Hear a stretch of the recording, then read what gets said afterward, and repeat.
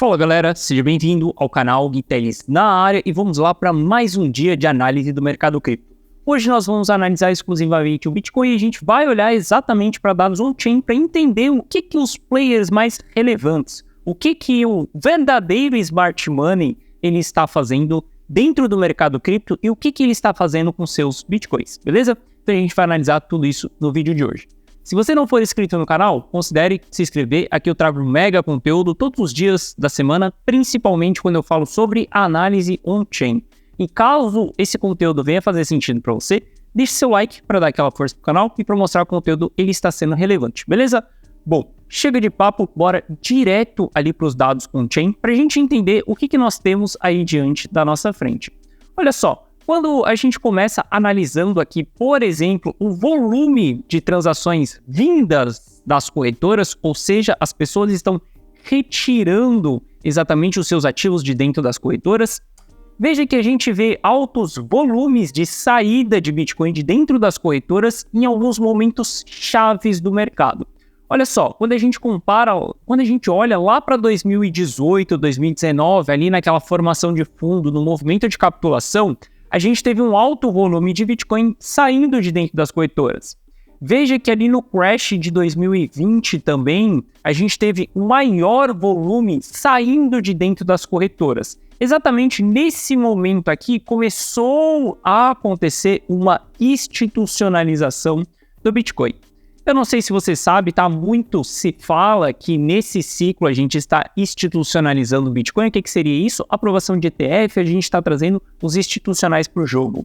Mas lá em 2020 já começou a institucionalização do Bitcoin. Foi aonde que a gente viu a MicroStrategy entrando para o mercado, onde que a gente viu a Tesla, mão de alface, entrando para o mercado, em seguida eles saíram. Mas nesse período de 2020, algumas empresas começaram a entender que o Bitcoin era sim um hedge contra a inflação e que era sim um ativo alternativo aos próprios investimentos da empresa, beleza? Então a gente vê que nesse período aqui houve uma entrada muito grande dos institucionais e obviamente esses caras eles fazem a sua custódia própria. Nenhum institucional vai deixar o seu ativo ali dentro da corretora, até então, porque eles compram via OTC, eles não compram diretamente ali no book de ofertas, aonde você compra, aonde eu compro, eles compram de uma maneira um pouco diferente, tá?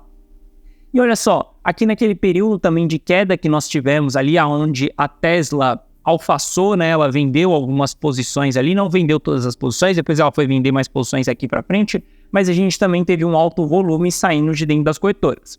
Luna Foundation quebrando, em seguida Bitcoin saindo de dentro das corretoras. 3AC quebrando, Celsius quebrando ali, quando a gente começou a ter a queda dos dominós dentro do mercado cripto, alto volume saindo de dentro das corretoras.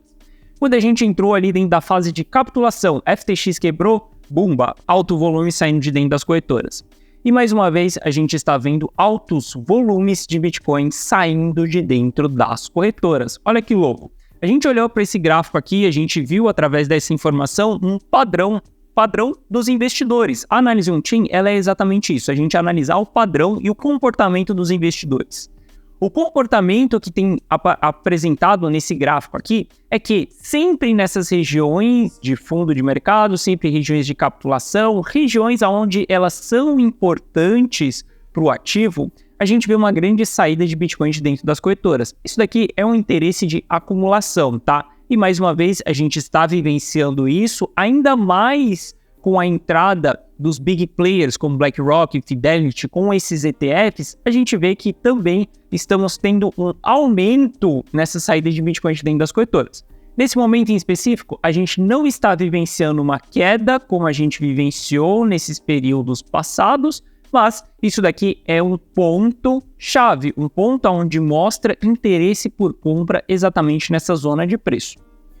Se a gente continuar a nossa análise e a gente for entender se está tendo demanda pela rede, a gente vê que sim, estamos tendo demanda, porque o número de novos endereços criados dentro da rede do Bitcoin vem se mostrando com demanda, porque desde o momento que a gente tem ali julho, mais ou menos do ano passado, a gente vê que a demanda ela começou a aumentar. Veja que o gráfico aqui para trás, quando a gente estava lá em 2022, dentro da fase de capitulação, não tinha tanta demanda assim. Ou melhor, a demanda ela não aumentava nesse período. Veja que começou uma volatilidade maior na demanda. Tem uns momentos em específicos que a gente tem muito mais pessoas chegando no jogo, tá? Provavelmente são dias específicos onde a gente tem manchetes no jornal, onde a gente tem exatamente a manipulação das marionetes. Então, quando a gente tem esse período, muita pessoa acaba chegando no jogo. Quando muitas pessoas olham na mídia, sempre o novato ele vai chegar pela mídia. Tá tudo bem, tá?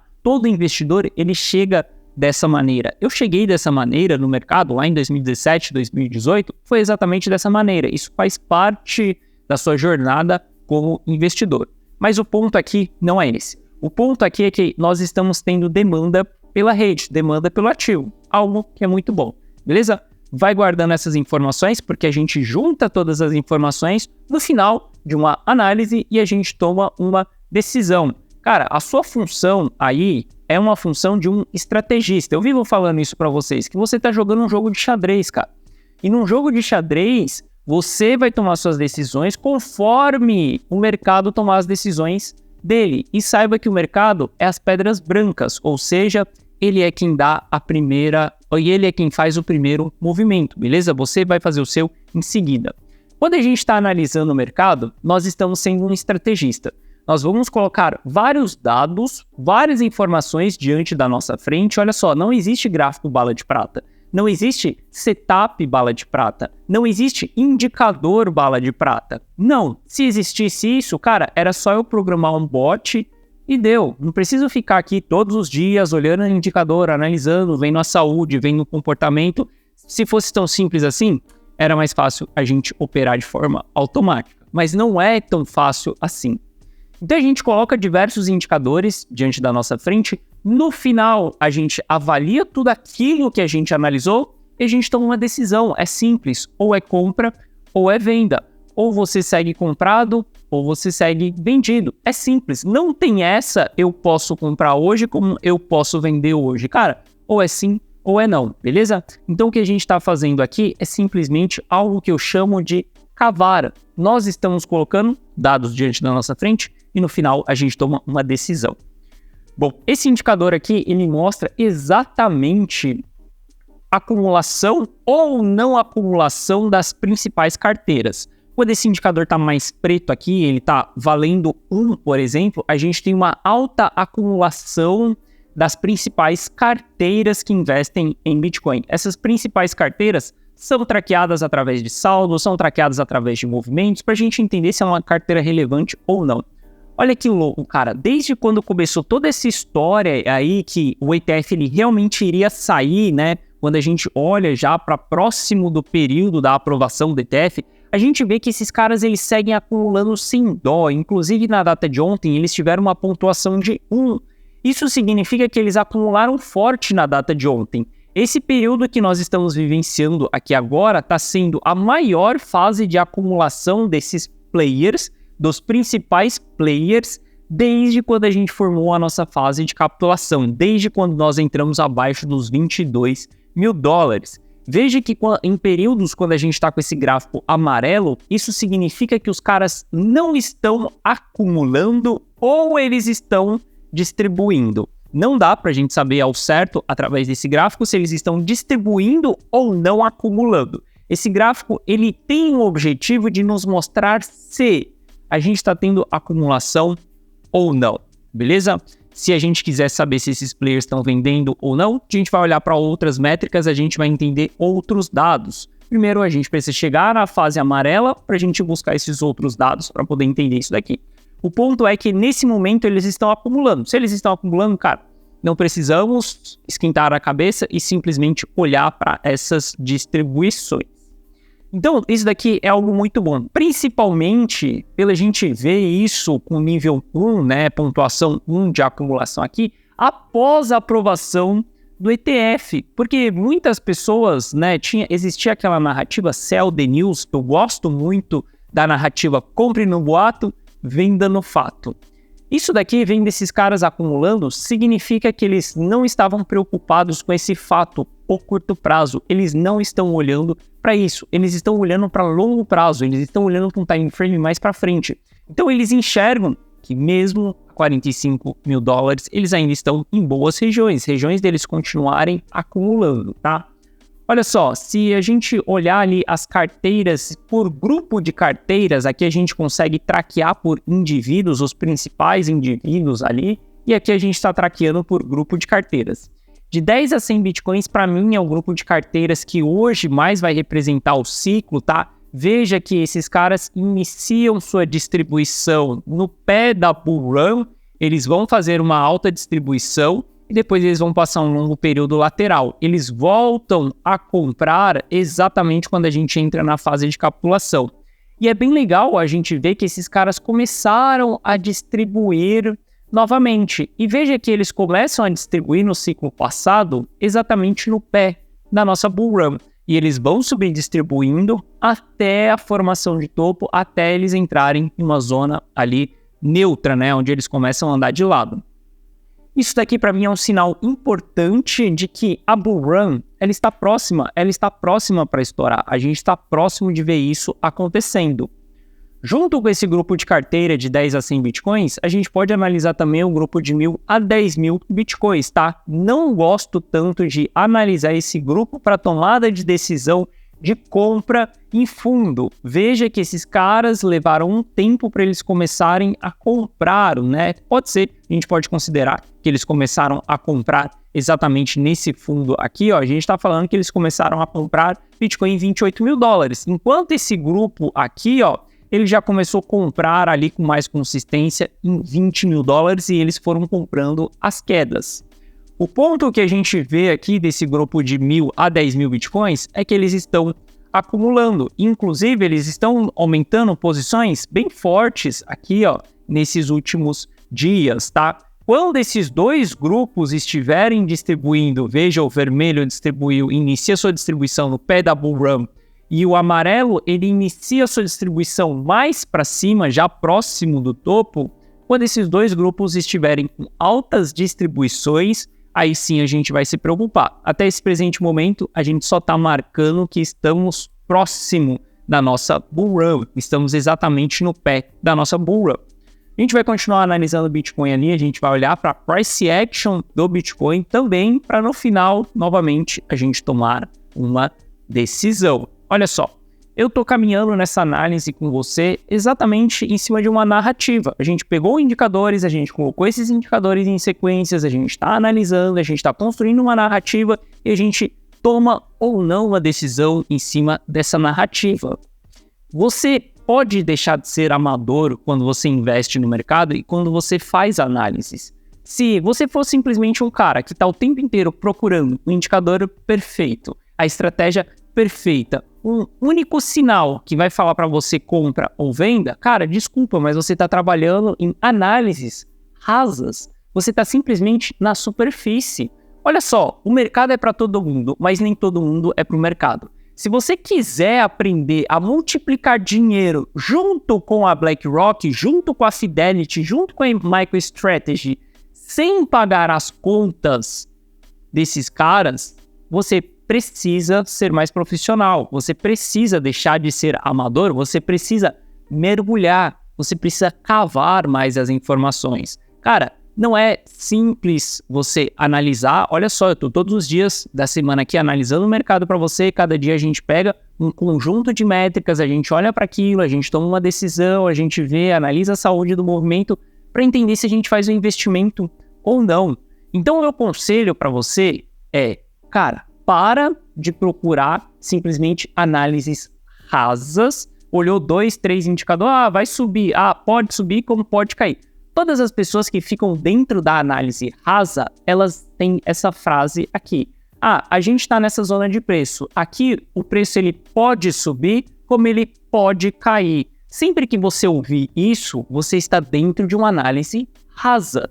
Porque se você se aprofundar dentro da análise, você sempre vai tomar uma decisão. Não importa se você vai errar ao longo do caminho. O que importa é que você acerte mais do que você erre. Olha só, estou todos os dias documentando a minha jornada aqui junto com você. Avalia. se a gente tem uma boa probabilidade de acerto ou não. Se a gente tiver, ótimo, continua seguindo nas análises mais profundas. Se você tiver mais assertividade dentro de uma análise rasa, continua olhando a análise rasa, porque você vai estar com sorte, mas saiba, se você contar com a sorte, você também vai contar com azar lá na frente, beleza? Bom, voltando aqui exatamente para o Ether, olha só que lindo que a gente tem, um canal lateral. E quando a gente avalia Ether aqui, cara, ele está construindo várias vezes ao longo desse movimento canais laterais. Acumula, sobe para um novo patamar. Acumula, sobe para um novo patamar. Acumula, cara, simplesmente questão de tempo da gente subir para um novo patamar. Eu considero que a gente pode ter um flush dentro do Ether, onde a gente vai agulhar aqui, perdendo esse fundo, coletando a liquidez e depois subindo. Por que que isso pode acontecer? Isso daqui não é uma manipulação. Isso daqui é um erro dos investidores. Por quê? Todo mundo vem aqui, entra alavancado nas operações e aonde que essa pessoa vai colocar o stop? Ela vai colocar o stop exatamente abaixo desse fundo aqui. Se ela colocar o stop abaixo daquele fundo ali, significa que vai vir alguém que a Binance vai olhar lá no book de ofertas e vai liquidar todo mundo? Sim, ela pode fazer isso com ativos pequenos, não com Bitcoin. Para ela poder fazer essa movimentação com Bitcoin, ela precisa de uma quantidade muito absurda. Obviamente, se a gente estiver perto dessa zona de preço, a gente pode ver essas pequenas manipulações. Mas não ache que o mercado está te manipulando o tempo inteiro. Se você está errando as suas operações, não é porque o mercado está te manipulando. É exatamente porque as suas análises são análises rasas. Você está errando nas suas operações. Então, quando a gente olha para isso daqui, que tem muita gente, a gente está há muito tempo lateralizando aqui, e a gente tem um fundo aqui atrás que não foi repistado, a gente pode voltar dentro dessa região aqui e começar a ativar o stop da galera. A gente vai começar a ativar os stops a partir daqui. Com esse flush que a gente tem, que é exatamente um movimento onde vai estopando em cadeia todo mundo, a gente acaba zerando a pressão de vendas, porque todo mundo foi liquidado, todo mundo, cara, acaba saindo todo mundo do jogo. Se a gente zera essa pressão de vendas, a gente volta a subir porque não tem mais ninguém para poder vender no mercado. Então esses flushes são comuns dentro de zonas de acumulação, principalmente grandes zonas de acumulação. Quer ver, ó? Olha só, isso que eu estou falando para você, se eu não me engano, aconteceu em Link em um passado recente. Olha só, quando a gente olha para Link, olha que lindo que aconteceu, exatamente esse mesmo movimento. A gente ficou lateralizando em Link, cara, durante um longuíssimo período aqui. A gente passou anos acumulando Link. Ficou muito claro para todo mundo aonde que era ponto de compra e aonde que era ponto de venda, certo? Se ficou claro para todo mundo, quando você abre uma operação, você ia procurar por venda aqui em cima, por compra aqui embaixo, stop aqui embaixo, stop aqui em cima também. E olha só o que o mercado faz. Ele lateraliza durante um longo período e olha o tamanho dessa barra aqui, que ela perde a mínima do canal e o alto volume. Olha o tamanho disso daqui. Esse daqui é o movimento de flush que a gente fala. É esse movimento que liquida as pessoas em série, tá? A gente passa por uma cadeia de liquidação. Não é porque tem alguém manipulando o mercado, mas sim porque nós, investidores, fizemos uma cagada de todo mundo junto colocar o stop ali na mesma zona de região e aí a gente vai tendo essas liquidações acontecendo em série. Depois que a gente tem essas liquidações acontecendo, o mercado ele fica leve e aí a gente entra em exaustão da ponta de venda e a gente pode começar a subir a partir dali, tá? E isso é um padrão bem clássico que a gente tem, tá? Exatamente essa zona, todo padrão de acumulação, todo padrão não, né? Não posso falar assim, porque é muita certeza. Não existe nenhum padrão com 100% de assertividade. Mas a maior parte dos padrões de canais laterais, eles vão acabar liquidando o stop anterior para depois ele começar a subir. e eu vejo que Ether está construindo uma longa lateralização, onde essa lateralização está ficando claro para todo mundo aonde é o ponto de compra, aonde é o ponto de stop. Para mim, isso daqui é um gatilho para a gente poder ter um flush lá na frente. Então saiba, se a gente tiver esse flush, perca desse canal aqui, excelente oportunidade diante da sua frente, beleza? Bom, quando a gente olha para o Bitcoin, gráfico de 4 horas, a gente tem um canal lateral também, onde esse canal houve uma liquidação, onde dentro desse canal a gente teve um flush. A gente veio aqui abaixo, liquidou todo mundo que estava acumulando aqui, voltamos para cima desse canal. A gente tem grandes chances nesse momento de voltar a subir, buscar. Ontem eu mostrei para vocês que a gente tem alvo em 56 mil dólares, em 62 mil dólares. Para mim, é só questão de tempo da gente voltar aqui para cima, principalmente porque a gente já teve essa movimentação de flush. E isso significa que o Bitcoin vai subir nos próximos dias, nas próximas horas? Não sei, cara. Se tem uma coisa que eu não consigo fazer é cravar data com vocês. Eu não sei que dia que o Bitcoin vai subir, eu não sei que dia que o mercado vai cair, eu não sei se dia 15 ou dia 30, cara, isso não existe. Isso daí é futurologia, não dá pra gente olhar exatamente para datas, cravar datas. Olha só, a gente está trabalhando com uma matemática diante de um jogo de xadrez. Eu não sei quais são as próximas peças que o mercado vai mover. As minhas ações são pautadas em cima daquilo que o mercado faz. Então a gente precisa aguardar algumas movimentações do mercado, beleza? Bom, eu queria falar com alguns outros dados com vocês sobre pontos de compra, tá? O que a gente pode esperar de suporte, mas eu vou deixar isso para a gente falar amanhã, porque eu acabei me estendendo aqui. Mas eu gostaria de te lembrar mais uma vez que a BlackRock comprou mais 6 mil bitcoins na data de ontem. Isso mesmo, hoje eles já têm 63 mil bitcoins e recentemente eu mostrei para vocês que eles tinham 2 bilhões de dólares investido. Ontem eu mostrei para você que eles tinham 2,4 bilhões de dólares e hoje eu estou mostrando para você que hoje eles têm 2,7 bilhões de dólares. O que eu quero te dizer é que as coisas estão acontecendo, eles estão comprando, eles estão acumulando uma velocidade extremamente rápida. Em menos de 2 meses, a BlackRock vai ter mais bitcoins do que a MicroStrategy. Em menos de um semestre, por exemplo, eles terão mais bitcoins do que o principal trust que a gente tinha, que era o GBTC. Então, não se esqueça exatamente dessa acumulação que a gente está passando. Foque no longo prazo e não no curto prazo, beleza? Então é isso, tamo junto, forte abraço e eu te vejo no próximo vídeo. Valeu!